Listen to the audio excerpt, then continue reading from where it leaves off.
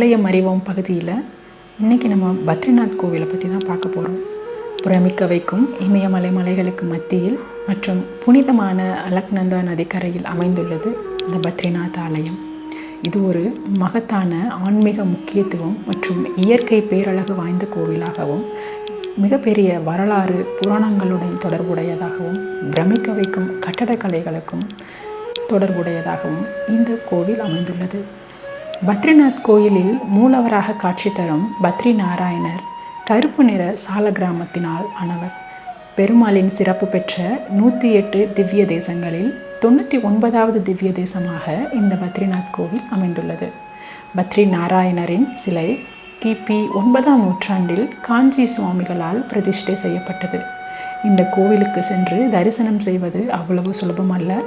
கடுமையான மலை பாதைகளை கடந்துதான் செல்ல வேண்டியிருக்கும். இந்த கோயிலில் ஓடிக்கொண்டிருக்கும் 5 தீர்த்தங்கள் மிகவும் சிறப்பு வாய்ந்தவை. தப்த குண்டம், நாரத குண்டம், கூர்மதாரா, பிரகலாத தாரா, ரிஷிகங்கர் என்று 5 ஆறுகள் உள்ளன. கூர்மதாரா எனும் தீர்த்தம் அன்னதான பிரசாதம் செய்வதற்கு பயன்படுத்தப்படுகிறது. தப்த குண்டம் தீர்த்தத்தில் ஸ்நானம் செய்த பிறகுதான் கோவிலுக்குள் செல்ல வேண்டும்.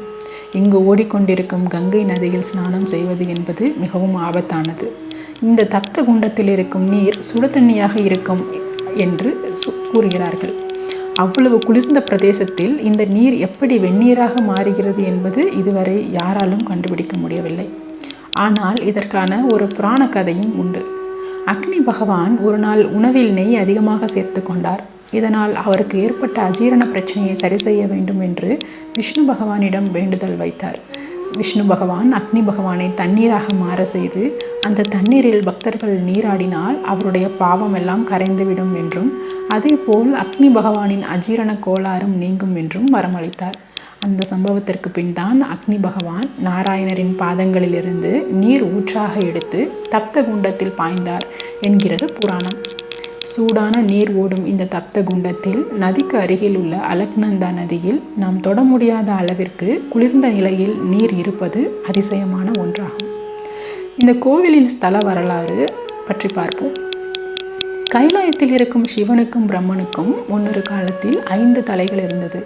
தன் கணவரான சிவனுக்கு 5 தலை, பிரம்மனுக்கும் 5 தலை என்ற கேள்வியுடன் சிவபெருமானிடம் விவாதத்தை ஏற்படுத்திய பார்வதி தேவியால் ஒரு சிறு குழப்பம் ஏற்பட்டது.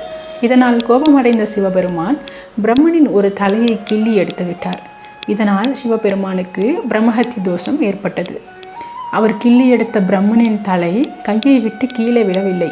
இதற்கான தீர்வினை விஷ்ணுவிடம் கேட்டபோது பூலோகத்தில் வசிக்கும் பதிவிரதையிடம் பிச்சை எடுத்து அவள் கையால் அளிக்கும் பிச்சையினை சிவபெருமான் பெற்றால் இந்த பிரம்மஹத்தி தோஷம் நீங்கிவிடும் என்றும் தீர்வினை கூறினார். இதனால் பூலோகம் வந்தடைந்தார் சிவபெருமான். பூலோகத்தில் பத்ரி ஆசிரமத்தில் நாராயணர் தாரக மந்திரத்தை மாணவர்களுக்கு உபதேசித்து கொண்டிருந்தார்.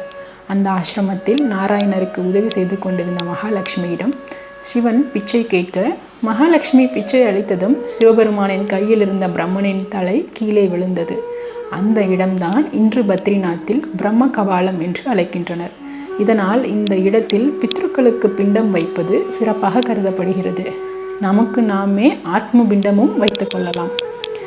இதற்கான திருமண தடை உள்ளவர்கள் பத்ரிநாதரையும் மகாலட்சுமியையும் வழிபட்டால் விரைவில் திருமணம் நடக்கும் என்பது நம்பிக்கை. இங்குள்ள பிரம்ம கபாலம் என்னும் இடத்தில் முன்னோர்களுக்கு கயா போல பிண்டமிட்டு அலக்நந்தா என்னும் ஆற்றில் பிண்டத்தை கரைத்தால் புண்ணியம் ஏற்படும் என்று வேதத்தில் கூறப்பட்டுள்ளது. இந்த கோவிலின் கட்டிடக்கலை பற்றி பார்க்கலாம். கோவிலின் கட்டிடக்கலை அதை கட்டுபவர்களின் சிக்கலான கைவினைத்திறன் மற்றும் பக்திக்கு ஒரு சான்றாகும். கோவிலின் கட்டிடக்கலையின் சில முக்கியமான சிறப்பு அம்சங்கள் என்னவெனில், பத்ரிநாத் கோவிலின் முதன்மை அமைப்பு கல்லால் ஆனது. ஒரு தனித்துவமான கூம்பு வடிவமானது பௌத்த பகோடாவை போன்றது. இமயமலையின் கர்வால் பகுதியில் உள்ள பல கோயில்களில் இந்த வகை கட்டிடக்கலை பாணி சிறப்பியல்பு. கோயிலின் வெளிப்புறம் பல்வேறு தெய்வங்கள் மற்றும் புராண கதைகளை சித்தரிக்கும் சிக்கலான சிற்பங்களால் அலங்கரிக்கப்பட்டுள்ளது. பிரதான நுழைவாயில் 2 கல் சிங்கங்களால் பாதுகாக்கப்படும் சிங்கத்வாரா என அழைக்கப்படும் வளைந்த நுழைவாயிலை கொண்டுள்ளது. கோயிலின் முகப்பில் துடிப்பான வண்ணங்கள் வரையப்பட்டுள்ளது. இது சுற்றியுள்ள பனி நிலப்பரப்புக்கு முற்றிலும் மாறுபட்டது. கருவறையில் ஏறத்தாழ 1 மீட்டர் உயரமுள்ள கருங்கல் சிலையில் பத்ரி நாராயணரின் வடிவம் விஷ்ணுவின் வடிவில் கடவுள் இருக்கிறார். இந்த கோவிலில் தப்தகுண்ட் எனப்படும் புனிதமான வெந்நீர் ஊற்று உள்ளது. இங்கு பக்தர்கள் கோவில் வளாகத்திற்குள் நுழைவதற்கு முன்பு சடங்கும் ஸ்நானமும் செய்யலாம். பத்ரிநாத் கோயில் வளாகத்திற்குள் பல்வேறு தெய்வங்கள் மற்றும் இந்து புராணங்களின் உருவங்களுக்கு அர்ப்பணிக்கப்பட்ட பல சிறிய கோவில்களும் உள்ளன. அவற்றில் சில முக்கியமானவை மாதாமூர்த்தி கோவில். இந்த கோவில் பத்ரிநாத்தின் தாயாரான மாதாமூர்த்திக்காக அர்ப்பணிக்கப்பட்டுள்ளது. இது அலக்நந்தா ஆற்றின் கரையில் அமைந்துள்ளது மற்றும் மாதாமூர்த்திகா மேளா திருவிழாவின் போது மிகவும் முக்கியத்துவம் வாய்ந்தது. நாரத் குண்ட் இது ஒரு இயற்கை அனல் நீரூற்று. இங்கு நாரத முனிவர் தியானம் செய்ததாக நம்பப்படுகிறது. பிரதான கோவிலுக்கு செல்வதற்கு முன்பு பக்தர்கள் அடிக்கடி அதன் புனித நீரில் நீராடுவார்கள். அடுத்ததாக கருடன் கோயில். கருடனுக்கு அர்ப்பணிக்கப்பட்ட தெய்வீக கழுகு மற்றும் விஷ்ணுவின் மலை இந்த கோயில் பிரதான கோயில் வளாகத்திற்கு வெளியே உள்ளது. தப்தகுந்த் முன்பு குறிப்பிட்டது போல் தப்தகுந்த் என்பது மருத்துவ குணங்கள் கொண்ட இயற்கையான வெந்நீர் ஊற்று. இது புனித யாத்திரையின் முக்கியமான பகுதியாகும். பக்தர்கள் இன்றும் புனித நீராடுகிறார்கள். இந்த கோயிலை பற்றிய வரலாற்று உண்மைகள் பற்றி பார்க்கலாம். பத்ரிநாத் கோயில் 1000 ஆண்டுகளுக்கு முந்தையது. இது கிபி 8ஆம் நூற்றாண்டில் சிறந்த தத்துவ ஞானியான ஆதி சங்கராச்சாரியாரால் நிறுவப்பட்டதாக நம்பப்படுகிறது. ஆதி சங்கராச்சாரியார் பல்வேறு இந்து மத பிரிவுகள் மற்றும் நிறுவனங்களை புத்துயிர் அளித்து ஒருங்கிணைத்த பெருமைக்குரியவர். மேலும் இந்த பகுதியில் விஷ்ணு வழிபாட்டை பரப்புவதில் அவர் மிகவும் முக்கிய பங்கினை வகித்துள்ளார். பனிச்சரிவுகள் மற்றும் நிலநடுக்கங்கள் போன்ற இயற்கை பேரழிவுகளுக்கு ஆளாகக்கூடிய உயரமான இடம் என்பதால் இந்த கோவில் பல நூற்றாண்டுகளாக பல சீரமைப்பு மற்றும் மறுகட்டமைப்பு முயற்சிகளுக்கும் உட்படுத்தப்பட்டுள்ளது. தற்போதைய கோயில் அமைப்பு 16ஆம் நூற்றாண்டில் பத்ரிநாத்தின் பக்தி கொண்ட கர்வால் மன்னர்களால் கட்டப்பட்டது. பத்ரிநாத் கோயில் பல்வேறு பண்டைய இந்து மத நூல்களிலும் குறிப்பிடப்பட்டுள்ளது. இந்து புராணங்களின் பழமையான மற்றும் மிகவும் மதிக்கப்படும் இதிகாசங்களில் ஒன்றான மகாபாரதத்தில் இது குறிப்பிடத்தக்க குறிப்பை காண்கிறது. மகாபாரதத்தின் படி பாண்டவ சகோதரர்கள் தங்கள் யாத்திரையின் போது விஷ்ணுவின் ஆசீர்வாதத்தை பெறுவதற்காக பத்ரிநாத்திற்கு சென்றதாக கூறப்படுகிறது. கூடுதலாக 18 மகா புராணங்களில் ஒன்றான ஸ்கந்த புராணம் கோயிலை பற்றிய விரிவான கணக்குகளையும் அதன் முக்கியத்துவத்தையும் எடுத்துரைக்கிறது. பக்தர்கள் பத்ரிநாத் யாத்திரையின் ஒரு பகுதியாக இந்த வேதங்களையும் கதைகளையும் அடிக்கடி வாசிப்பதும் உண்டு. பத்ரிநாத் கோயிலில் பக்தர்கள் சார்பில் ஆன்லைனிலும் சிறப்பு பூஜைகளும் நடத்தப்படுகின்றன. ஒவ்வொரு பூஜைக்கும் முன்னதாக தப்தகுண்டில் புனித நீராடுதல் அவசியம். காலை சடங்குகளில் மகாபிஷேக், ஆதிஷேக், கீதாபத் மற்றும் பகவத் பாதை ஆகியவையும் அடங்கும். மாலை சடங்குகள் கீத் கோவிந்த் மற்றும் ஆரத்தி ஆகியவற்றையும் உள்ளடக்கியது. இங்கு செல்லும் பக்தர்களுக்காக சிறப்பு பத்ரிநாத் பூஜைகளுக்கான ஏற்பாடுகளையும் பத்ரிநாத் மந்திர் கமிட்டி மூலமும் பெயரளவு கட்டணத்துடனும் செய்யலாம். இந்த தினசரி பூஜைகள் மற்றும் சடங்குகளுக்கான நடைமுறைகள் ஆதி சங்கராச்சாரியாரால் நிறுவப்பட்டதாகவும் நம்பப்படுகிறது. குறிப்பிடத்தக்க வகையில் பல இந்து கோவில்கள் போல் அல்லாமல் சிலை அலங்காரம் உட்பட அனைத்து பூஜைகளும் பக்தர்களின் முன்னிலையில் மட்டுமே நடைபெறுகின்றன. மேலும் இது ஒரு ஆழ்ந்த ஆன்மீக அனுபவத்தையும் அனுமதிக்கிறது. பத்ரிநாத் கோயில் ஒரு வழிபாட்டு தலம் மட்டுமல்லாமல் பக்தர்களையும் சுற்றுலா பயணிகளையும் ஈர்க்கும் துடிப்பான திருவிழாக்கள் மற்றும் கொண்டாட்டங்களின் மையமாகவும் உள்ளது.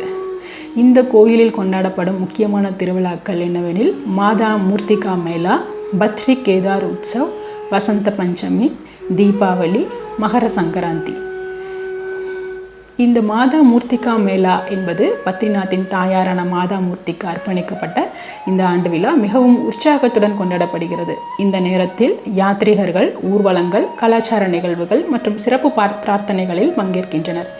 பத்ரி கேதார் உற்சவ் இந்த திருவிழாவானது பத்ரிநாத் மற்றும் கேதார்நாத் ஆகியவற்றின் தெய்வீக சங்கமத்தை வண்ணமயமான ஊர்வலம் மற்றும் கலாச்சார நிகழ்ச்சிகள் மூலம் கொண்டாடுகிறது. வசந்த பஞ்சமி என்ற இந்த விழாவானது இந்த ஆண்டிற்கான கோவில் அதிகாரப்பூர்வமாக திறக்கப்படுவதை குறிக்கிறது. இது பாரம்பரிய சடங்குகள் மற்றும் தெய்வத்தின் சடங்கு குளியல் ஆகியவற்றுடன் கொண்டாடப்படுகிறது.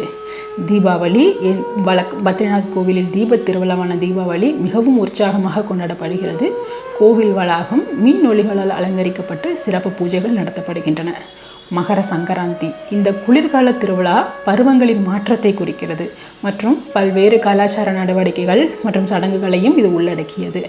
முடிவாக பத்ரிநாத் கோயில் ஒரு மதத்தலம் மட்டுமல்ல, இது கலாச்சாரம், வரலாறு மற்றும் ஆன்மீகத்தின் பொக்கிஷம். அதன் குறிப்பிடத்தக்க கட்டிடக்கலை, அமைதியான இடம் மற்றும் வளமான மரபுகள், மூச்சடைக்கக்கூடிய இமயமலை நிலப்பரப்பின் மத்தியில் ஆழ்ந்த ஆன்மீக அனுபவத்தை விரும்பும் எவரும் கட்டாயம் பார்க்க வேண்டிய இடமாக இது அமைகிறது. நீங்கள் ஒரு பக்தியுள்ள யாத்ரீகராக இருந்தாலும் சரி, ஆர்வமுள்ள பயணியாக இருந்தாலும் சரி, பத்ரிநாத் கோயிலில் உள்ள அமைதி மற்றும் கலாச்சாரம் மூழ்குதல் ஆகிய இரண்டின் அடிப்படையில் வழங்குவதற்கு நிறைய அனுபவங்கள் உள்ளன. நன்றி. மீண்டும் மற்றொரு சிறப்பு வாய்ந்த சக்திமிக்க கோயில்களின் வரலாற்றுடன் சந்திக்கலாம்.